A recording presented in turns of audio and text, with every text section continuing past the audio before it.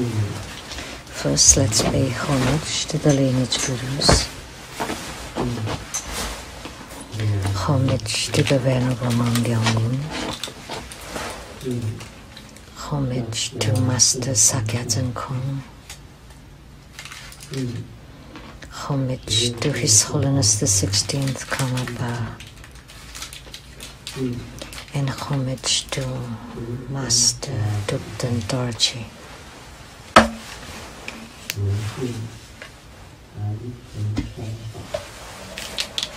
Homage to the three jewels of the altar, and homage to the main deity of Homa today, Vajrasattva, the Vajra heart, Vajra hand.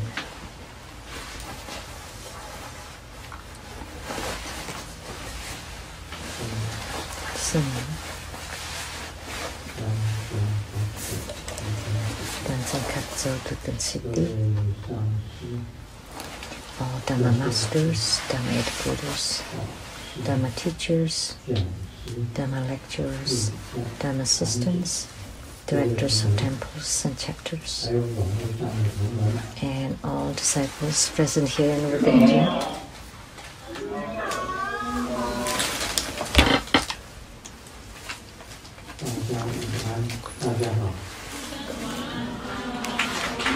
Good afternoon, everyone. How do you do?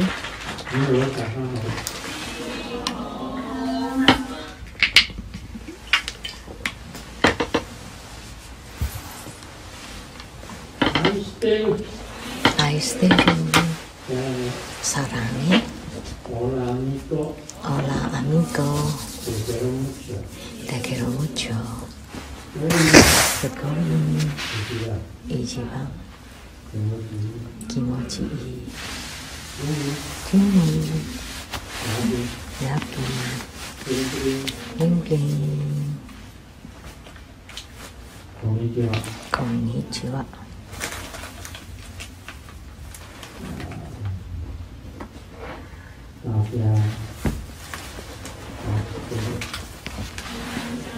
Tasichere, everyone.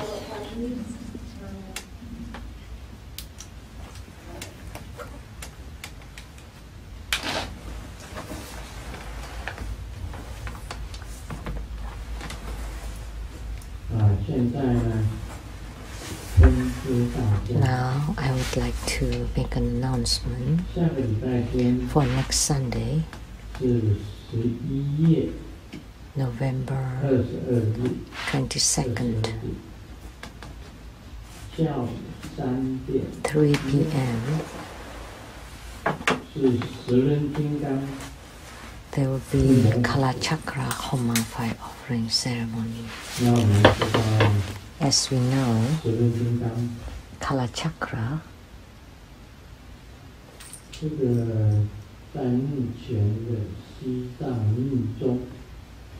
in Tibetan Tantrayana, the ones who are presiding over Kalachakras, Panchen Lama, Dalai Lama, and a few other great living Buddhas like Kung Tang Chang. And not very many people can preside or conduct Kalachakra ceremonies. It is also extremely difficult to receive Kalachakra empowerment. And for next Sunday, we will have Kalachakra fire offering ceremony.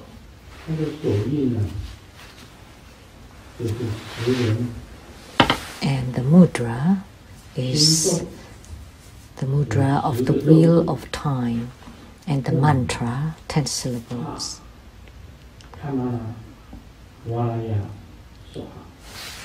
10-syllable mantra of Kalachakra. Kalachakra is Sakyamuni Buddha at the ceremony at the and went to South India at the Jixiangmi Jita and manifested there. Therefore, Kalachakra was an emanation of Sakyamuni Buddha.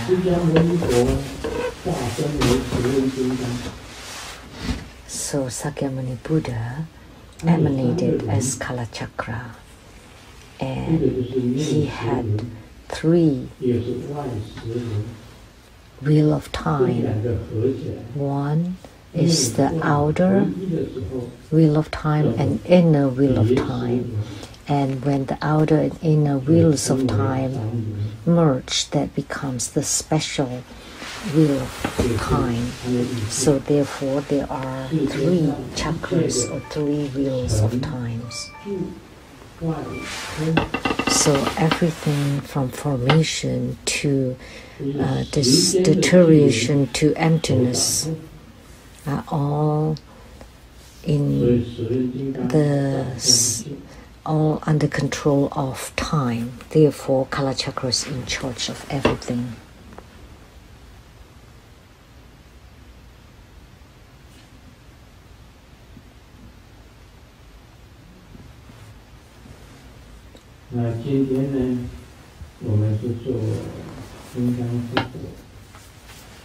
And today we had the Homa of Vajrasattva. What does it mean, Vajra? What does Vajra mean? The first meaning is indestructible. And the second inner meaning is emptiness, empty nature. Indestructible, empty nature.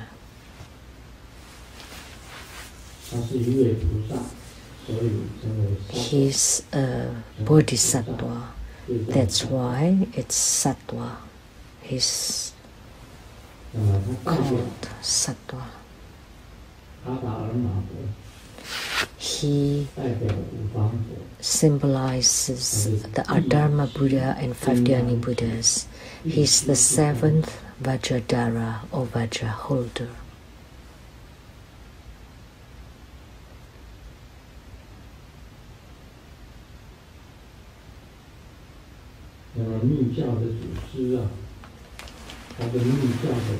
And he is the founder, the first patriarch of Tantric Buddhism. Nagarjuna, when he opened the iron gate at the South India, he met Vajrasattva. The iron pagoda in southern India. And Vajrasattva transmitted to Nagarjuna the mandala of Dharmadhatu and Vajradhatu. So Nagarjuna is also a patriarch of Tantrayana.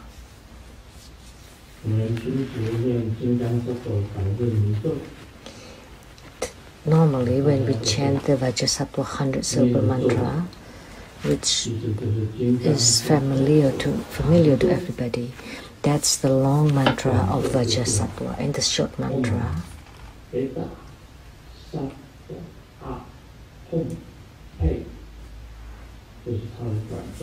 That's the short mantra, Om Pecca Sato Ahom Pe. And the long mantra is the 100 syllable mantra. Every Tantric Buddhist practitioner should know 100 syllable mantra. All of them. So he is the founder of Vajrayana, Tantrayana. So by receiving the empowerment today, it's the same as receiving the empowerment from the founder of Tantrayana.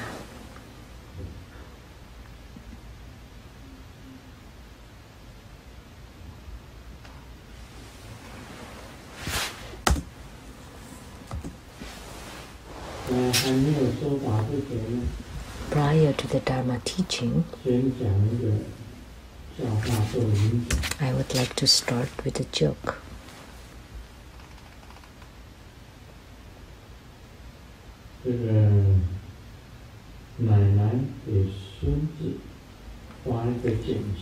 The grandma sent a text to her grandson.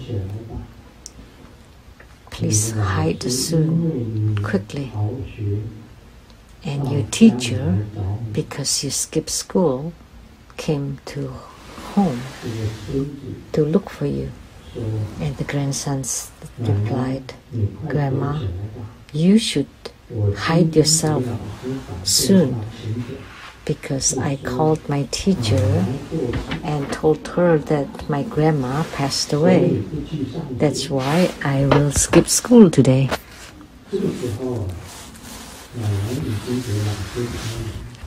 But at that time, Grandma was opening the door for the teacher. And the teacher asked, and you are? Who are you? And the grandma replied, this is the 7th day of my death, so I came back to check on them.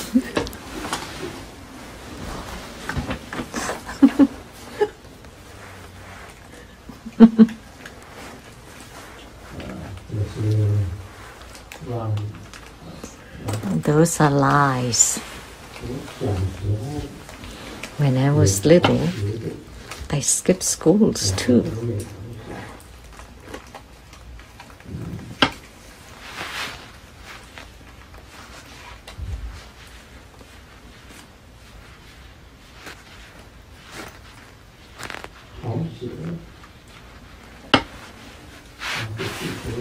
Skipping schools and go to other places to play.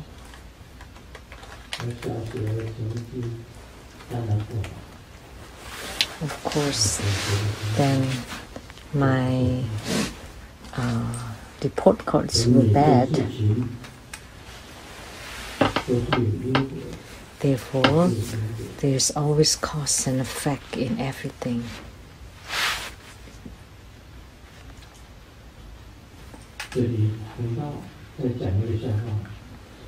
Okay, let's hear another joke. A man and a woman, to get along, the woman should give way to the man all the time. For example, like me, whatever I do, I would let my boyfriend do it for me. For example, let him do the laundry, cook, wash the dishes, and to tidy it up.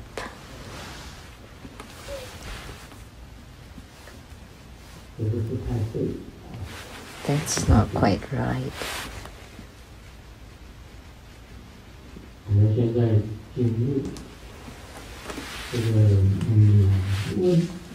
Now we will do the question and answer.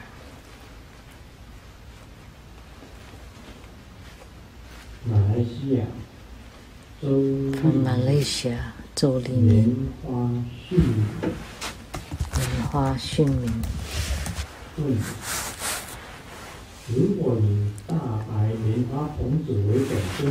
If Padma Kumara is a yidam, then after gaining spiritual response with Root Guru in the Root Guru Yoga, can one request for a protector's empowerment and then practice it?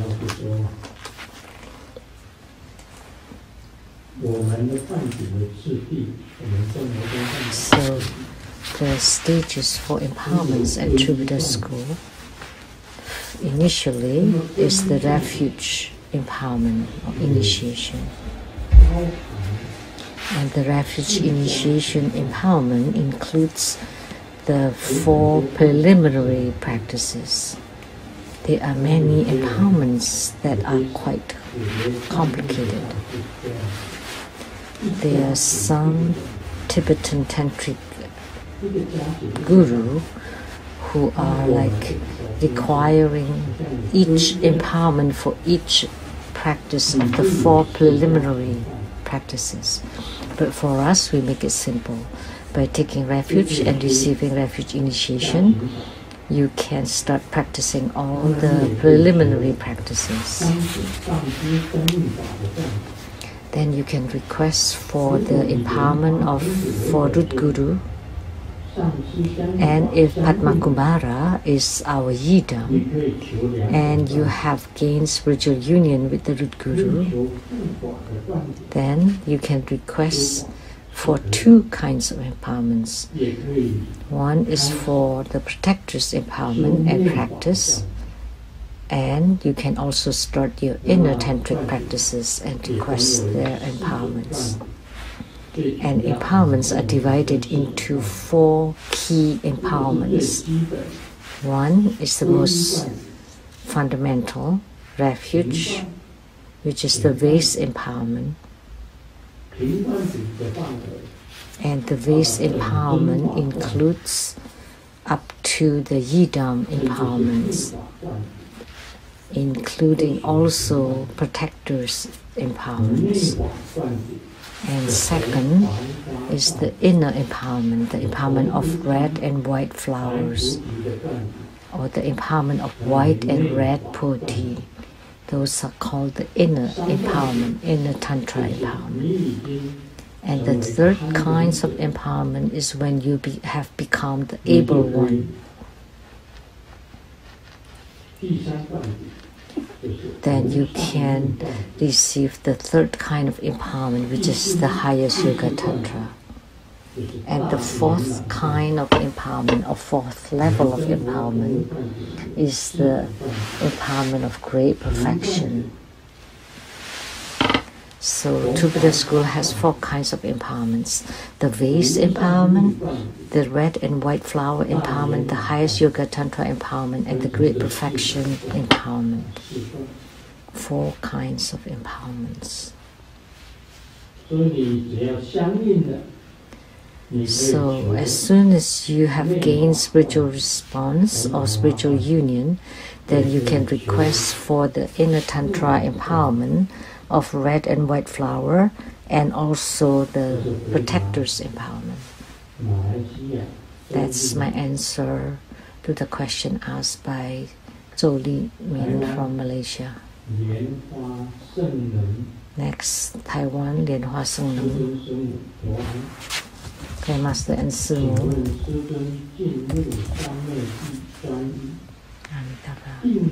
In entering samadhi, are there any difference between the single-mindedness of samadhi and entering into empty nature?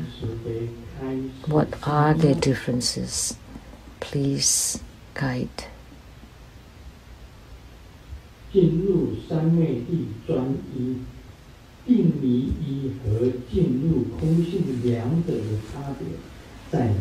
In entering samadhi, are there any difference between the single-mindedness of samadhi and entering into empty nature? Let me answer with math. The single-mindedness of samadhi is about concentration, 1. And entering into empty nature is 0. So one is 1 and the other one is 0. Single-mindedness is 1. Entering into empty nature is 0. After single-mindedness and there's no more 1, then there would be 0. And with 0 you enter into empty nature. And the difference between 1 and 0 is there. So Lian-Hua Seng Neng should understand the difference. When you're in full concentration, that's single-mindedness, and that's 1. And when the 1 is gone, that would be 0. And what is 0? That's empty nature.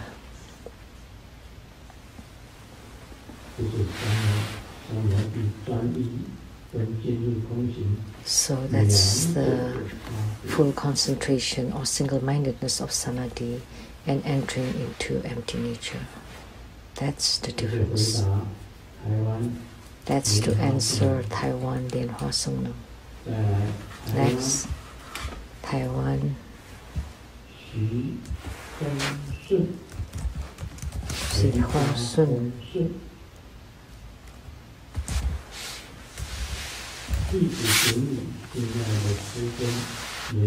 I pay homage to the beloved Grandmaster Living Buddha Lian-Sheng. I have some questions about my practice.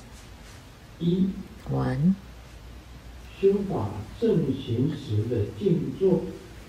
During meditation, in the main part of the practice, after performing the visualization of oneness, I enter and enter me. Can I listen to music to help relax myself and concentrate my mind? Is this allowed?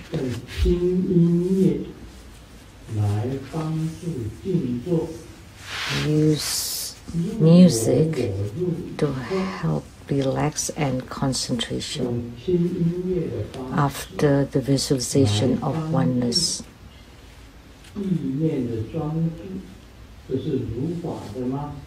Is this allowed?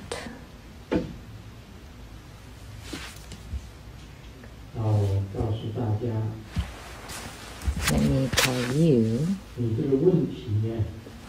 this question.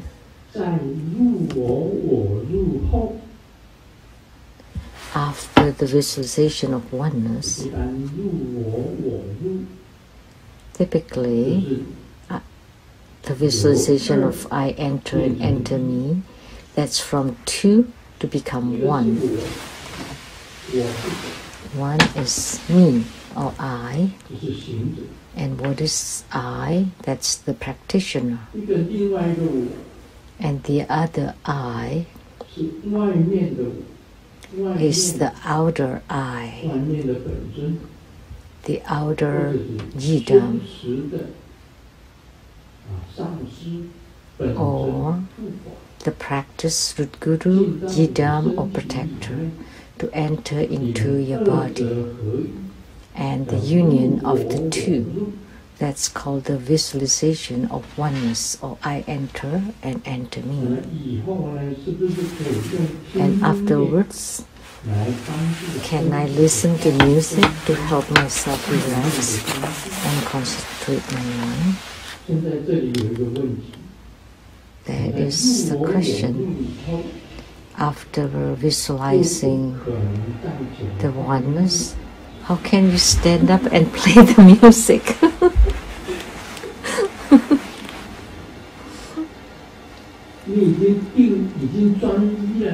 You're already concentrating. How come after concentration you stand up and play the music? Then it becomes 1 and 2 and 3. And the third thought would occur.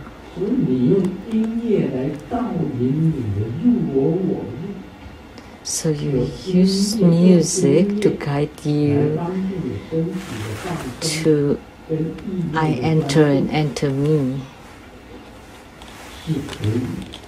and use music to help yourself relax and concentrate your mind. That's allowed. That complies with the Dharma, like listening to the sound of water, the sound of flowing water,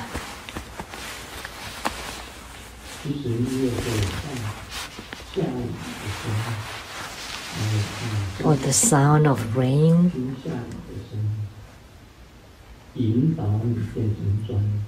to guide you to concentrate, to relax your body, to guide your mind to concentrate. It's okay to listen to music.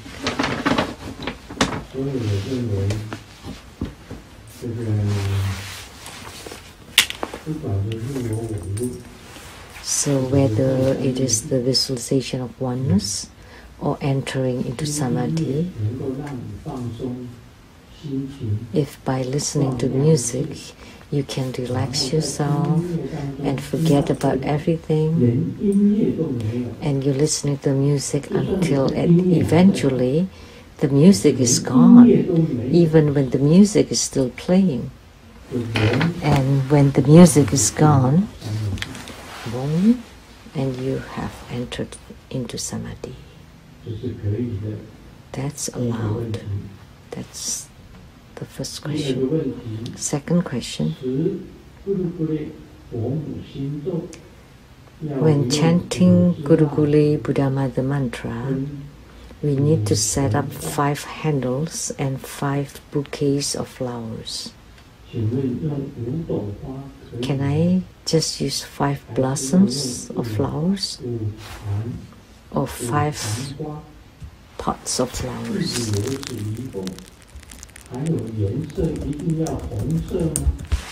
Do they have to be red?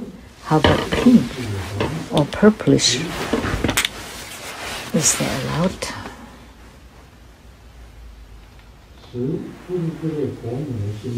When chanting Guru Gule Buddha Mother mantra, we need to set up 5 candles. You know, the candles it's best to be red, because Guru Gule is red. It's a magnetizing dharma. So even the fruits that you offer should be red. All the offering items should be red. Everything should be red. And the candles should be red too. And 5 blossoms of flowers, as long as they are red. And pink flowers are okay too. And purplish red are okay too. As long as it is red. So red that it becomes purple.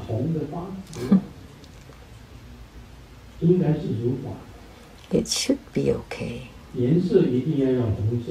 The color should be red. Because Guru Gule Buddha Mother is red.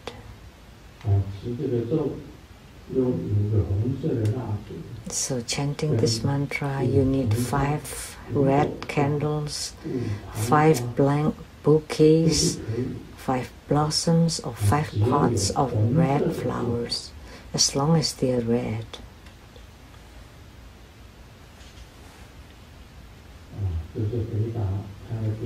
That's answer to the second question. The third question.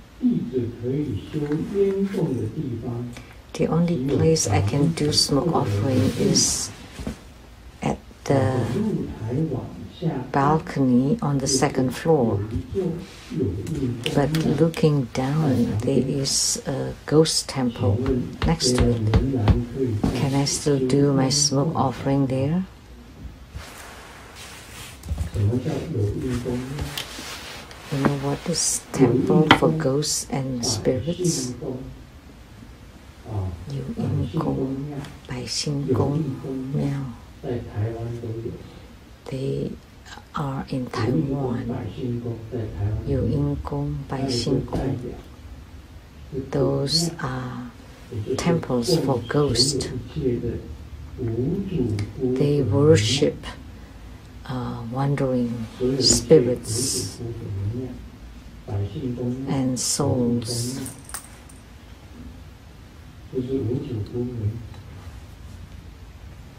So the wandering or masterless ghosts and spirits.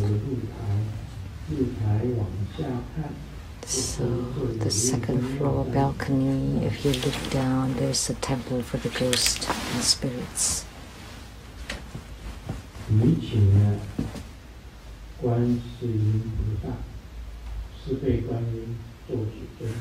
You have invoked Chandrasik, the 4-armed Avalokitesvara Bodhisattva, as the main yidam, and if you have set up the boundary protection, you are able to still do the smoke offering.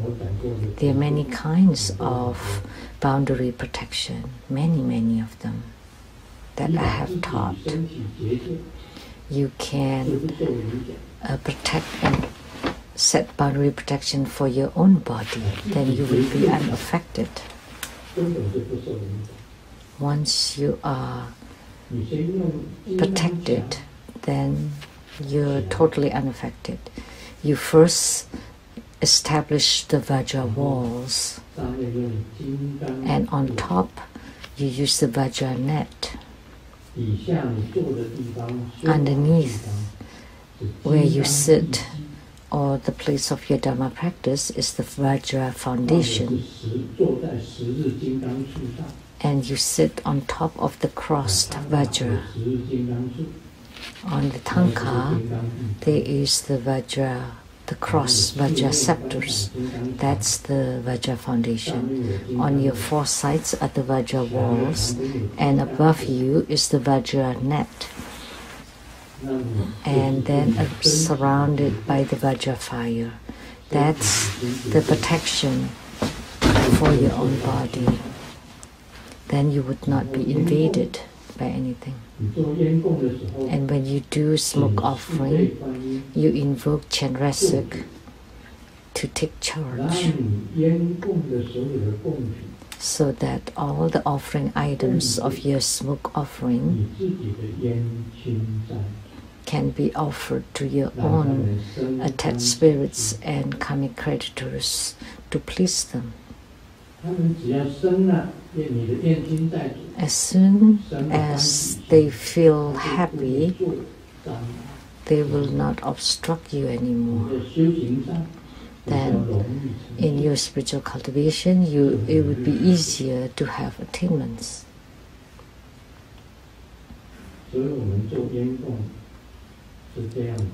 So, smoke offering is for karmic creditors. But some people say, is it okay if I do smoke offering for the Buddhas and Bodhisattvas? Yes, that's allowed too. Then you use better incense, better incense powder,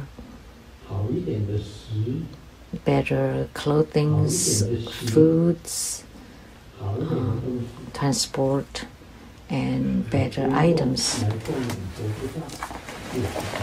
So it's okay to offer to the Buddhas and Bodhisattvas in smoke offering too. But for smoke offering, it's more important to offer to your karmic creditors, so that you can get rid of obstructions in your spiritual cultivation.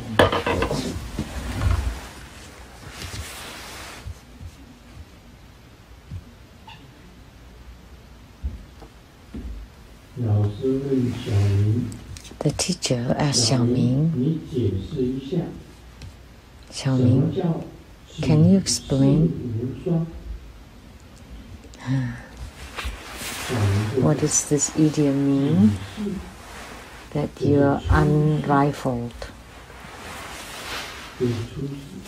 But instead, Xiaoming replied,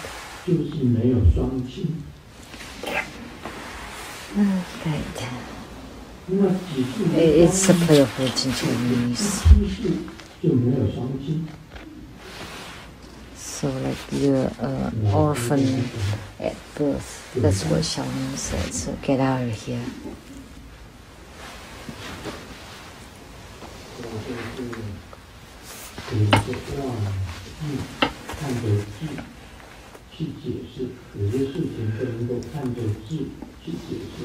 So you cannot explain literally, that's why sometimes.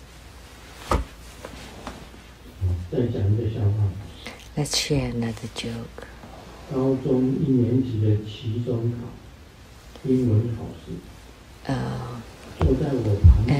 At the high school exam in English class, the female classmate sitting next to me was very serious, And the key is she's willing to write answers for me. But to prevent suspicion, so I intentionally changed and made mistakes. And then the result came out, and the female classmate was last in class. And because I changed a few of the answers, so I was second to last.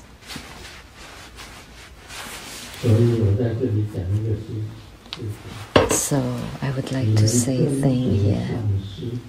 When you follow a guru, it is very important. You have to have wisdom. You need to be able to discern and differentiate that the guru you follow is first and foremost number one or last.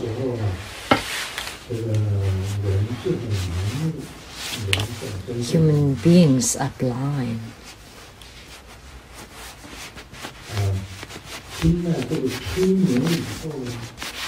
After listening to people's boasting, and you thought that they're number one,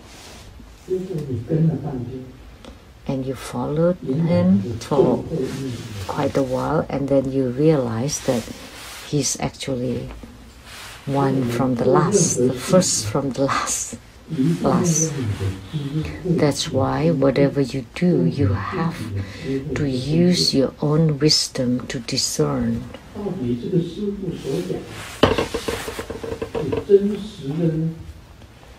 And to discern or to distinguish whether what the guru is talking about is real or fake. So you need to use your own wisdom to differentiate the guru that you follow. You cannot just follow blindly. Like in Tantra Buddhism, we say that before taking refuge in a guru, first you need to observe carefully and check if he is truly able. Is he the real able one? Is he the real guru with true proofs of spiritual attainments? And before the confirmation, you need to observe carefully. If he's the truly able one with real proofs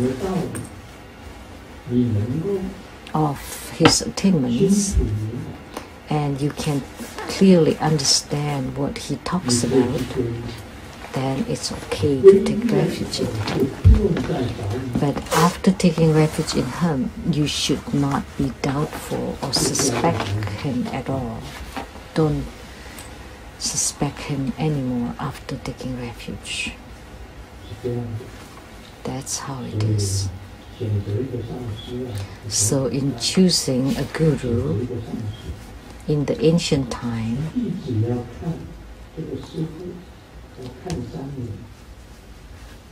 the disciple observed the to-be guru for 3 years, and the guru observes the to-be disciple for 3 years.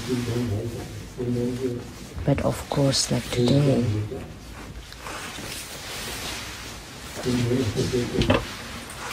we don't follow such rules. However, in order to take refuge in a guru, you have to be very conscientious, and you need to be very cautious and prudent, and you have to use your wisdom to discern. So now let's expound Lamdre. The verse, meditation on Om and quiet contemplation, etc. It refers to when the mind Qi calmly concentrates on the quiet contemplation of the Om character. It will give rise to the spiritual experiences of the 4 dhyana heavens of the realm of form. 1. Meditation with seeking and serving. Although seeking to have marvelous desire appearances, one is not attached to it. It is called, in quote, greed with seeking. By knowing that all phenomena is the transformation of our own minds, it is called with serving. This is also due to knowing the meditation as a result of the execution of the subtle wisdom of all sorts of scattered causes and effects coming and going. That's the first one. Second, meditation with joy and bliss. The mind gives rise to the sensation of joy. One is harmless even when encountering fiendish situations.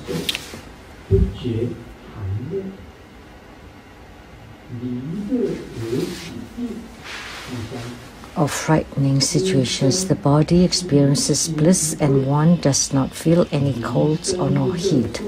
Third, meditation with joy beyond happiness, beyond bliss, knowing that the body has become one taste with the mind.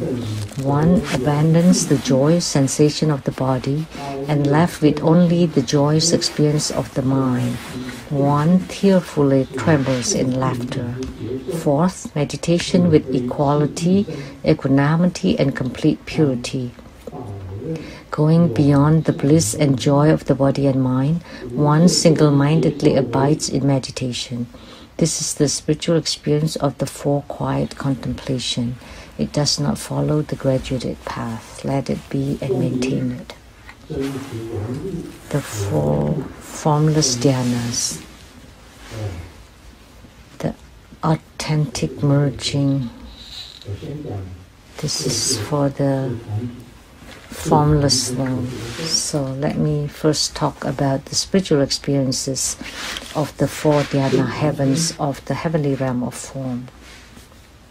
The 4 dhyana heavens, there are 4 kinds of meditations. We subdivide them into 4 kinds. These are the spiritual experiences of the heavenly realm of form. 1 is the initial meditation, 2nd level meditation, 3rd level meditation, and 4th level meditation.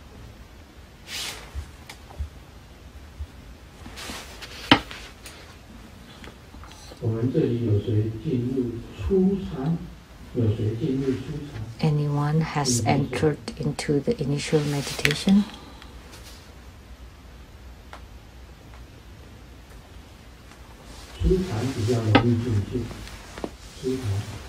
It's rather easy to enter into the first or initial meditation when you enter samadhi. It's rather easy. Anybody has entered into initial meditation?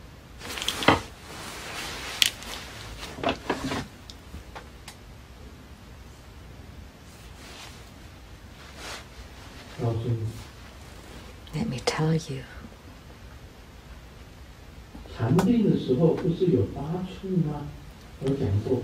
In meditation, there are the 8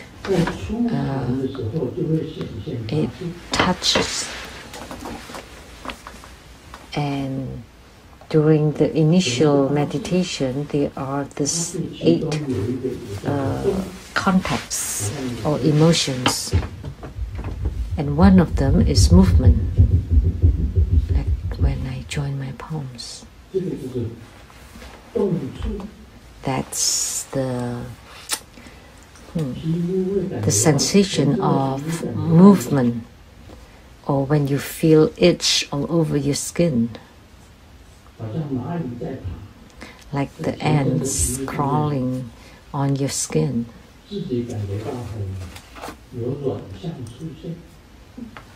Or you feel warmth, or you feel cool, nice and cool.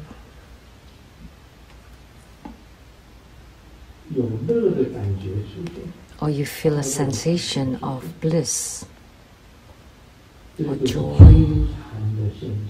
Those are all phenomena of the first or initial meditation. No need to feel anything. So you have attained the first level of meditation, and there are 3 heavens at that level.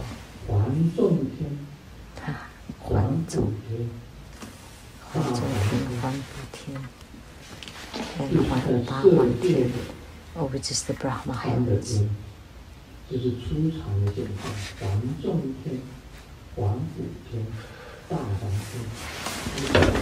Those are for the initial meditation.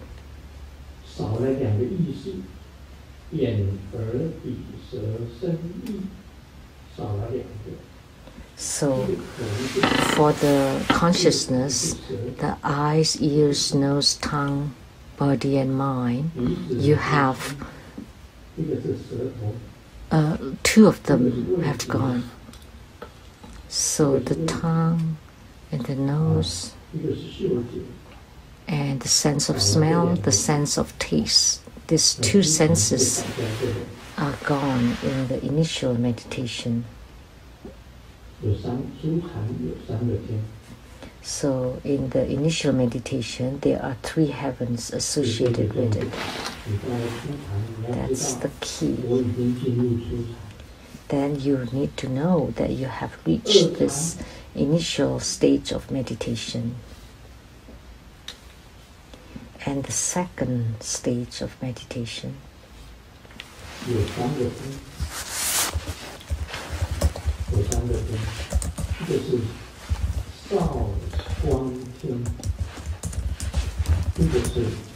And there are 3 heavens related to the second level of meditation.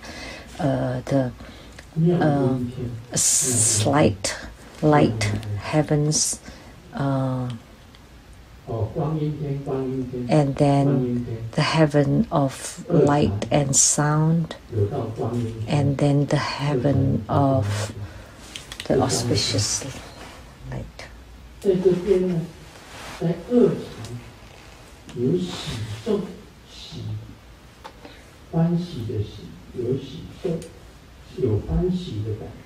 So on the second stage of meditation, you would feel joy and bliss. It's very difficult to differentiate between joy and bliss. And joy belongs to the realm of desire.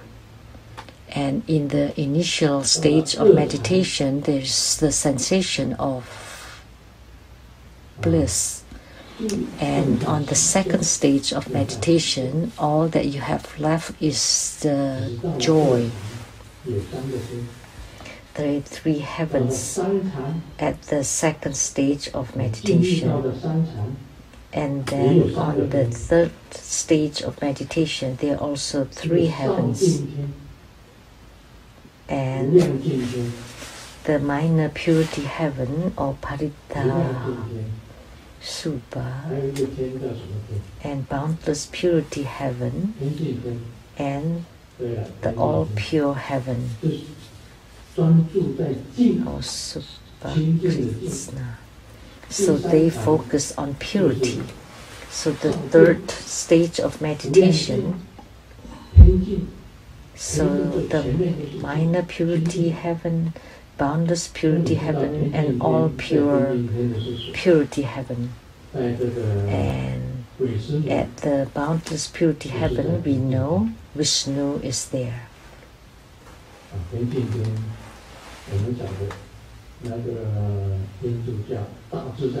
In Hinduism, we know Mahaswara is in the heavenly realm of desire, Shiva. And Brahma, the creator of human beings and the earth, is the Brahma heaven. That is the initial stage of meditation in the realm of form. And Vishnu is the boundless purity heaven. Minor light heaven. So the three major gods in Hinduism, the first and foremost is Vishnu, which is the omnipresent purity heaven, or the boundless purity heaven, or all purity heaven. And then we entered into the fourth stage of meditation. And there are many opinions in these heavens. There are 6 heavens in the fourth stage of meditation. And we can say that they have equanimity and equality. And there you have conformed to one thing, which is the nature of equality, the wisdom of the equal nature at the fourth stage of meditation.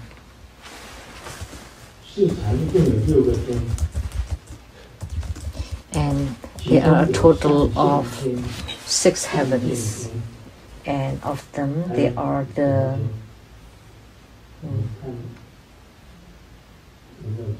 did you check?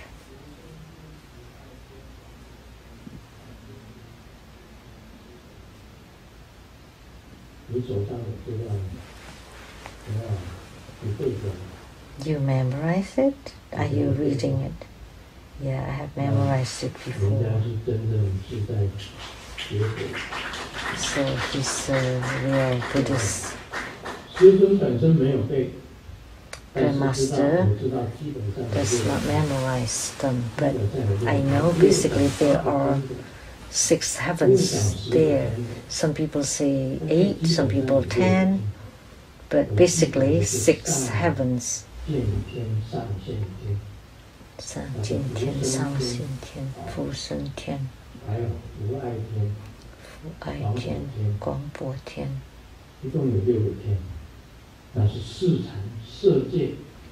That's the fourth stage of meditation at the realm of form.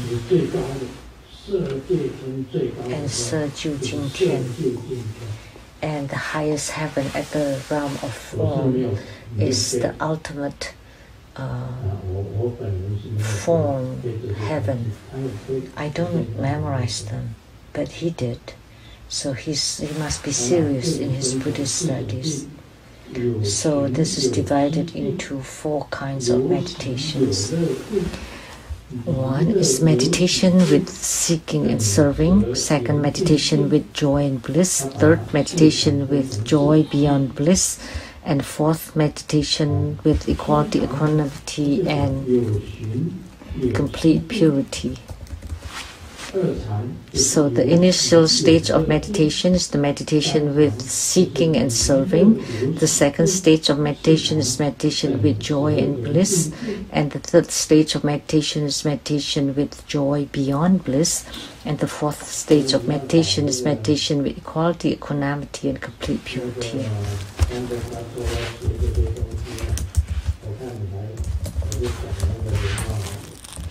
So, Dansen Katsu, if you want to learn these things, you have to learn from Lin Wang Master for the basic, for the foundations. So all the Dharma masters in the future that you want to transmit Buddha Dharma and to deliver sentient beings, these are important to remember. But Grandmaster is lazy. I don't remember this. I don't like memorizing.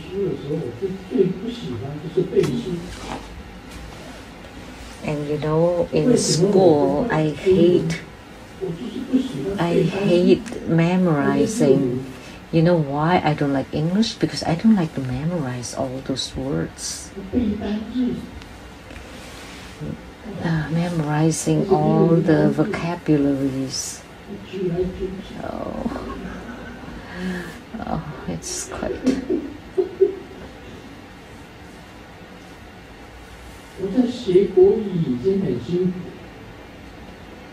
It's hard enough to learn Chinese. And I don't know about the simplified Chinese. But after I mastered the traditional Chinese, it's easy to learn the simplified Chinese. So I just focus on my Chinese. But my Chinese, Mandarin Chinese, is also not good. With the radicals, if there's the radicals, you read the right side. Without radicals, read the middle one. I don't master it very well. And now I have aged, and I have forgotten a few more words. And sometimes when I learn, I forgot.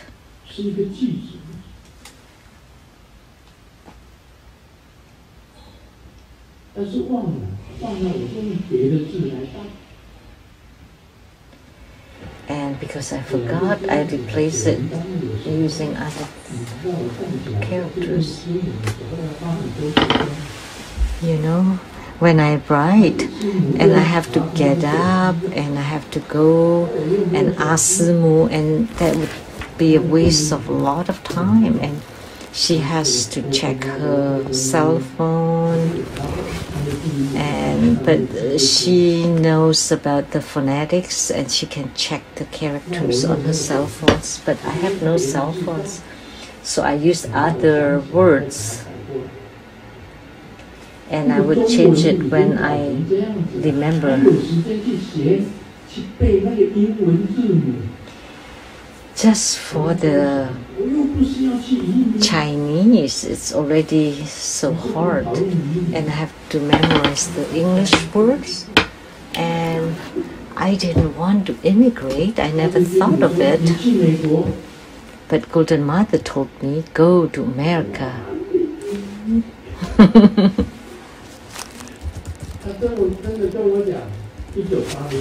She did tell me in 1980, go to America.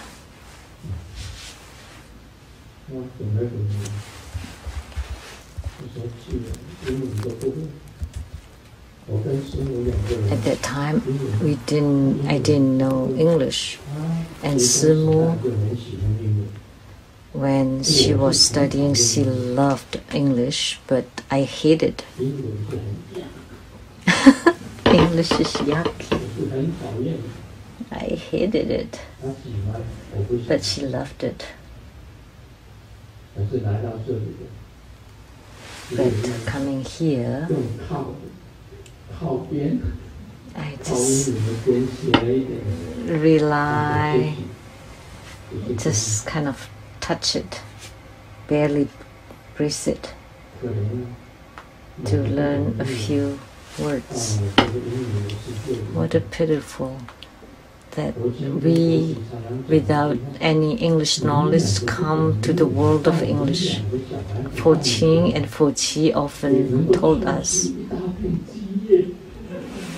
you too, not knowing any English, and brought two of us kids here, and you even made quite a career. The worldwide Troubadour school that was founded here in America. And Fo Qing said, I truly admire you, my dad and mom. They did not know any English, and yet they founded quite a success here. So therefore, you have to study To be a real Buddhist, you have to be very serious in your Buddhist studies in order to have attainments. If you don't put your effort into it, then you would not be good at anything. So the initial stage of meditation, there is still bliss of the heavenly realm of desire. But although there is bliss, but you cannot find anything real. So that's meditation with seeking and serving. And you know that's the transformation of your own minds. And that's called the with serving. And the second meditation is with joy and bliss. Second stage of meditation, second dhyana, first dhyana, second dhyana.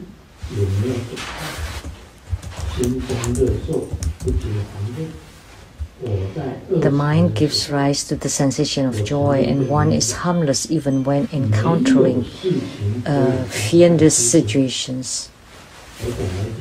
I have said in the second dhyana, nothing can harm Grandmaster. So whatever I encounter, that would be with joy. Nothing can harm me.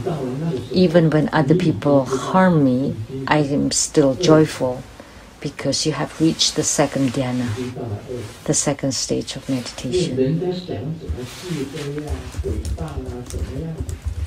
So even when other people slander and defame, and I'm still joyful, it doesn't matter.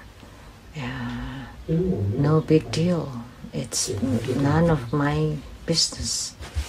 I'm still happy and joyful. That's a stage of meditation, that you are unaffected by the it winds. That's the second dhyana.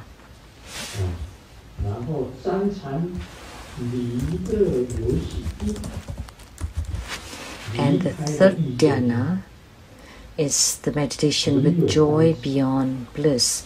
You have abandoned the realm of desire, only joy.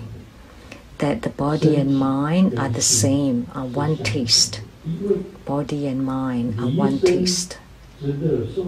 One abandons the joyous sensation of the body and left only with the joyous experience of the mind. So you have abandoned your body, and it's only the joy of Buddha nature. And you can laugh, tremble, and tearing, and shed tears because you have understood. That's the tear of joy. Sometimes you see Grandmaster cry so gravely at the Dharma throne, and just in a few moments start to laugh happily. And some disciples said, attending Grandmaster ceremony, they cry so badly together with Grandmaster and then laugh. Don't know why Grandmaster laughs so heartily afterwards. So that's the tear of joy. That's how it is. Fourth, meditation with equality, equanimity, and complete purity. That means you have attained the equality and forsaking. No more enemies, no more revenge, no hatred. It's the equality, equal forsaking. So you help and deliver good people as well as bad people. So going beyond the bliss and joy of the body and mind, one single-mindedly abides in meditation, the spiritual experience of the four quiet contemplation. It does not follow the graduated path and let it be and maintain it. And what does it mean to let it be and maintain it? Just to let it return to the original naturalness. Just let it grow, let it be, and just ignore it.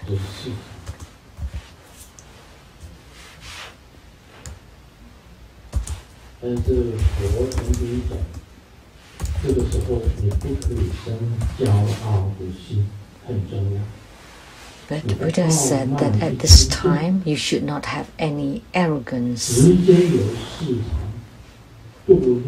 If you start to feel arrogant or haughty about it, then you can fall from the fourth dhyana directly into hells.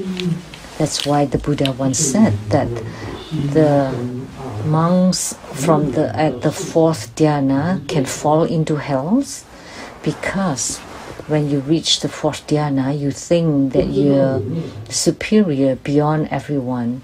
Then you don't know about nirvana, and you become arrogant and haughty, and you would fall into hells. You become very proud and arrogant.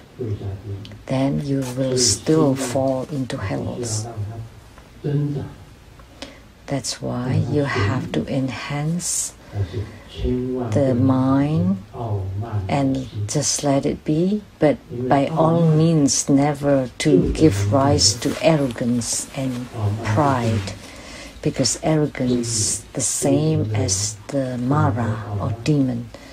Remember at all times never to give rise to pride and arrogance as a spiritual cultivator.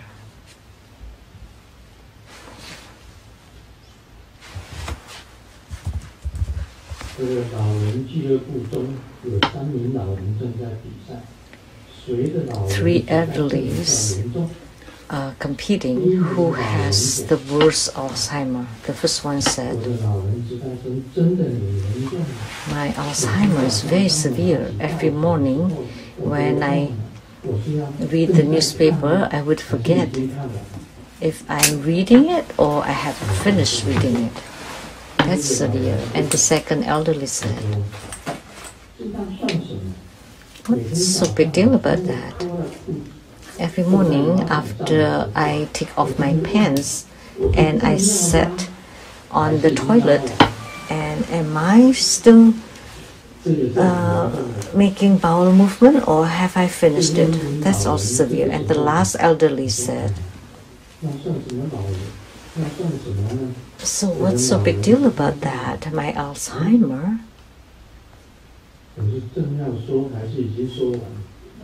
Have I said it or am I still talking about it?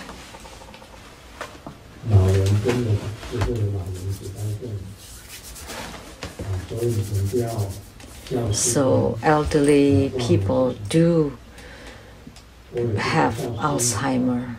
So that's why don't laugh, don't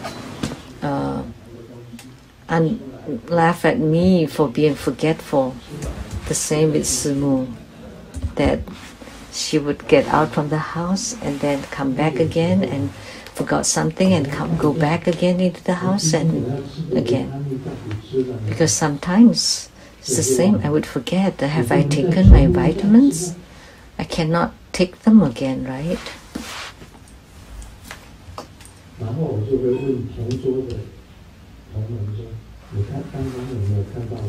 And then I would ask any companions next to me that, have I taken them? I forgot.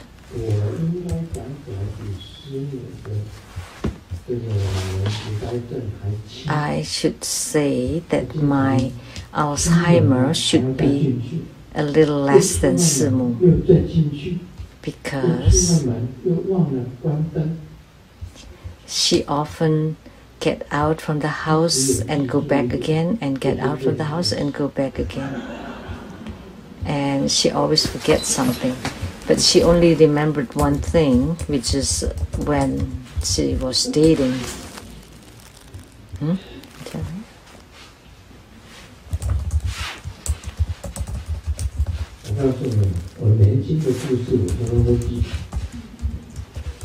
You know, I remember things that happened when I was young, but I forget things that happened recently. But things that left a deep impression, I would never forget them.